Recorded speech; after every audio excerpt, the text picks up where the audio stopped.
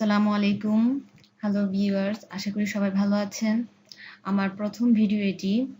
আমার চ্যানেলটি নতুন ওপেন করেছি এবং গ্রাফিক্স বিষয়ক আমি কিছু নতুন তথ্য এখানে দিতে চেষ্টা করব, যে এখান থেকে আপনারা জানতে পারবেন যে কি জিনিসগুলো প্রাথমিকভাবে যারা বেসিক্যালি যারা নতুন ভিউয়ার বা নতুন গ্রাফিক্স শিখছেন তাদের জন্য এটা অনেক বেশি ইফেক্টিভ হবে। তো আমি প্রথম থেকে শুরু করব, যেহেতু আমি ফার্স্ট ইন্ট্রোডিউসিং যে ফটোশপের কাজগুলো এখানে রূপায়ণ করতে চেষ্টা করছি।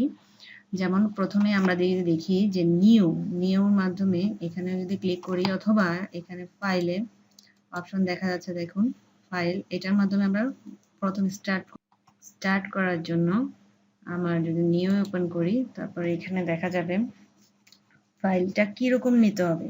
কারণ ফটোশপের ক্ষেত্রে এক ধরনের এবং প্রিন্টের এটার জন্য দুই ধরনের আমরা জিনিস জানবো, যেটা একটা হচ্ছে প্রিন্টের জন্য আর একটা হচ্ছে ওয়েবসাইটে আপলোড দেওয়ার জন্য আমরা ডিজাইন করে থাকি। তো সেটার জন্য আমরা সাধারণত এখানে যেই ইয়েটা দেওয়া আছে পিক্সেল, ইঞ্চি, সেন্টিমিটার দেওয়া আছে। তো আমরা সাধারণত প্রিন্ট মিডিয়ার জন্য যেগুলো করব, প্রিন্টের জন্য আমরা সাধারণত ইঞ্চিস ব্যবহার করে থাকবো, আর যেটা ওয়েবসাইটের জন্য আমরা পিক্সেল ব্যবহার করব। দেন পিক্সেল সহ ইঞ্চিস রেজুলেশন, আমরা প্রিন্ট মিডিয়ার জন্য রেজুলেশন ব্যবহার করব। প্রিন্টের জন্য করব 300 পিক্সেল এবং কালার হবে CMYK কালার মোড। আর ওয়েবের জন্য যদি করি, তখন সেখানে আমরা ওয়েবের জন্য কোনো ডিজাইন করতে গেলে সেক্ষেত্রে আমরা 72 পিক্সেল লিখবো রেজুলেশন, অ্যান্ড কালার মোড থাকবে 8GB কালার। এখানে কালার মোড আছে, দেখুন 8GB। এই 8GB কালার মোড দিলে আমরা ওপেন করতে পারবো। কিন্তু আমরা এখন সাপোজ ফার্স্টলি আমরা দেখাই যে, মনে করি 1000 বাই 1000 একটা পিক্সেলের পেজ নিলাম রেজুলেশন প্রিন্ট মিডিয়ার জন্য। এটি প্রিন্ট মিডিয়ার জন্য এই নিব, দেন ক্রিয়েট, এখানে ক্রিয়েটে ক্লিক করলে এটা নতুন একটি পেজ ওপেন হয়ে যাবে।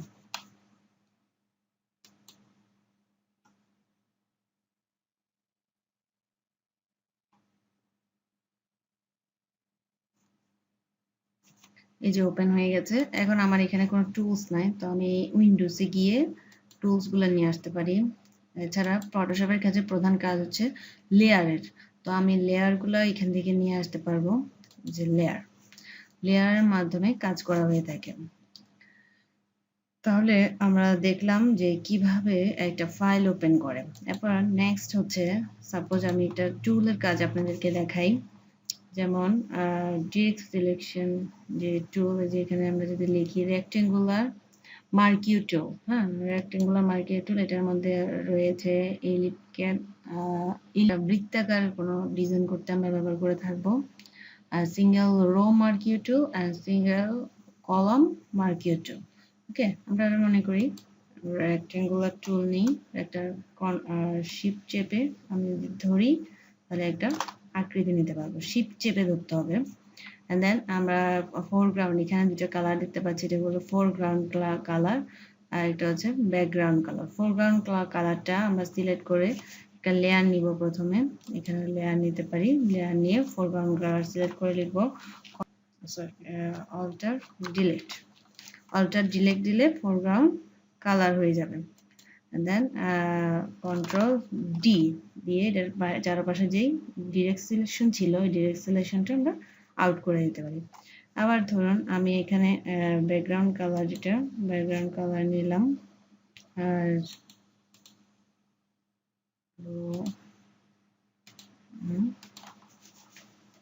তো আবার একটা সিলেকশন, এই যে সার্কেল নিলাম, সার্কেলটাকে আমি এখন আরেকটা লেয়ার নিব। লেয়ার নেওয়ার পর সার্কেলটাকে আমি কেটে control delete and then control D চেপে আমরা এটা চারপাশে আবরণটাই করবো। আবার এটাকে বলবো মুভ টুল। এই যে মুভ টুল, এবং হচ্ছে আর্টবোর্ড টুল, দুটি টুল রয়েছে, move tool, circle and rectangular tool. এই টুলগুলো সম্পর্কে আমরা পরবর্তীতে ধীরে ধীরে এক একটা ভিডিও আপলোড করব ইনশাল্লাহ। এগুলো সম্পর্কে ডিটেলস আমি বলতে চেষ্টা করব, যারা নিউ কামার বা নিউ ডিজাইনার এরা যাতে এই জিনিসগুলো একদম পারফেক্টলি শিখতে পারে এবং ভিডিও দেখেই যাতে এটা কনসেপ্টটা ফুল নিয়ে নিতে পারে, সমস্যা যাতে না হয় সেভাবে আমি ইনশাল্লাহ চেষ্টা করব। তো লাস্ট এই যে এরপর আমরা যদি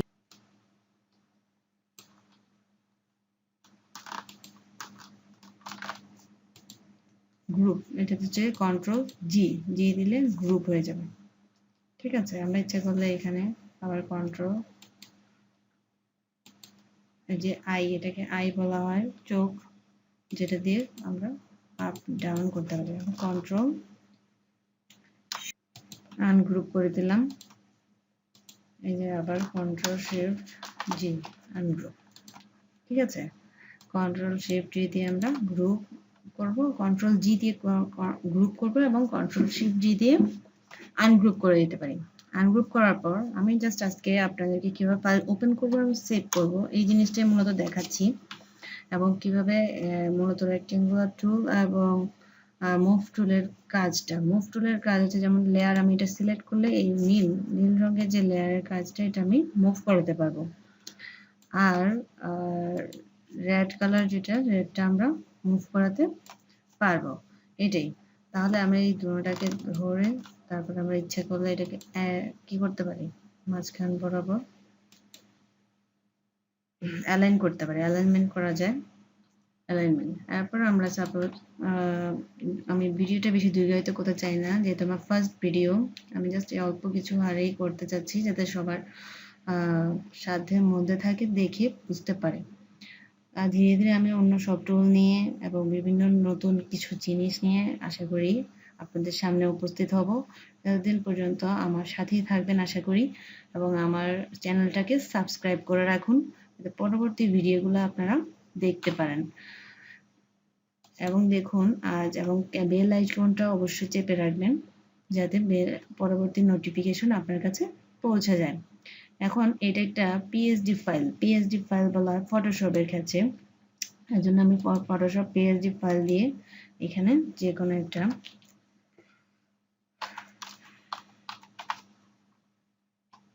দিয়ে সেভ দিব, দেন এটা সেভ হয়ে গেল। ওকে, অ্যান্ড দেন আরেকটি ব্যাপার রয়েছে যে সেভ দিয়ে আমি এখন এটাকে ইচ্ছা করলে পিএনজি করতে হলে আমাকে কি করতে হবে, পিএনজি মোড করতে হলে আমাকে ব্যাকগ্রাউন্ড কালারটা অফ করে দিতে হবে। ব্যাকগ্রাউন্ড কালার অফ করে দিলে আমি এটাকে সেভ করলে পিএনজি আকার পেয়ে যাব, যেমন এই যে পিএনজি। আর ফার্স্ট দিব, স্মল নয়, আমরা ফার্স্ট চাই। এরপর হচ্ছে ইমেজটা আমরা ইমেজ সাইজের জন্য হচ্ছে জেপিজি, এই জেপিজি ফরম্যাট, এই ফরম্যাটে আমরা এটা পিক করতে পারি।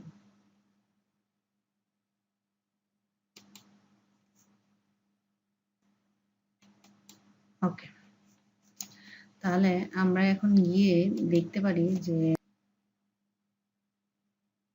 এখন এটা একটা জেপিজি ফাইল, এই যে জেপিজি লেখা আছে, আর এটা একটি পিএনজি ফাইল হলে হবে কি, আমি যদি পরবর্তীতে একটা নতুন কোনো ব্যাকগ্রাউন্ডের পিছনে নিয়ে আসতে চাই, যেমন এখানে নিয়ে এসে দেখাই,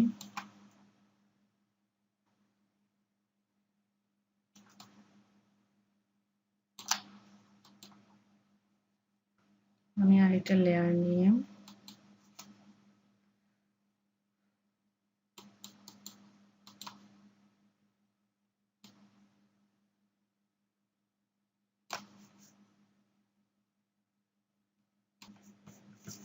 নিলাম, কন্ট্রোল ডি দিয়ে ডিসিলেক্ট করলাম, এটাকে টেনে এটা নিচে নামিয়ে দেব।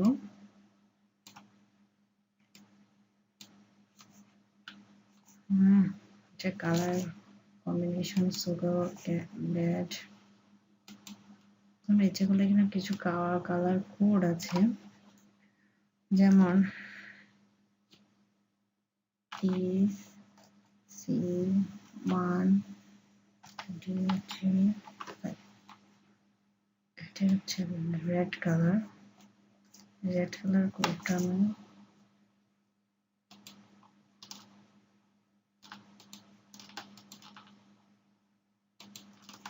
দেখুন আমি এখানে লেয়ারের উপর যদি ক্লিক করি কন্ট্রোল চেপে ধরে যদি আমি লেয়ারের উপর ক্লিক করি তখন আমার এটা আমি দেখতে পাবো যে এই অংশটুকু যে ডট ডট আকারে দেখা যাচ্ছে। তাহলে আমি এখন অল্টার ডিলিট চাপলে আমার এই অংশটা লাল হয়ে যাবে এবং কন্ট্রোল ডি চেপে আমি এটাকে ডিসিলেক্ট করে দেব এবং এটাকে আমি আবার কন্ট্রোল চেপে করলাম। ব্যাকগ্রাউন্ড কালার নেব, এটা সবুজের জন্য আমি কালার কোড নিতে পারি 009 C2 ওকে। তো দেখুন কন্ট্রোল জি, তাহলে আমার এই যে কালার এবং এই কালার দুইটাই আমি ইচ্ছা করলে নিতে পারছি। এখন দেখুন আমি পিএনজি এবং এটা সম্পর্কে দেখাচ্ছিলাম পিএনজি ফরম্যাটটা।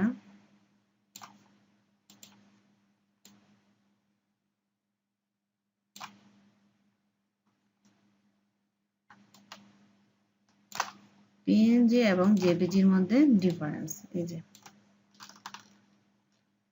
যে আমি এটাকে যদি এখন অন্য দিকে নিতে চাই তাহলে আমার হচ্ছে কন্ট্রোল অল্টার জেড ব্যাকে নিয়ে আসতে পারি।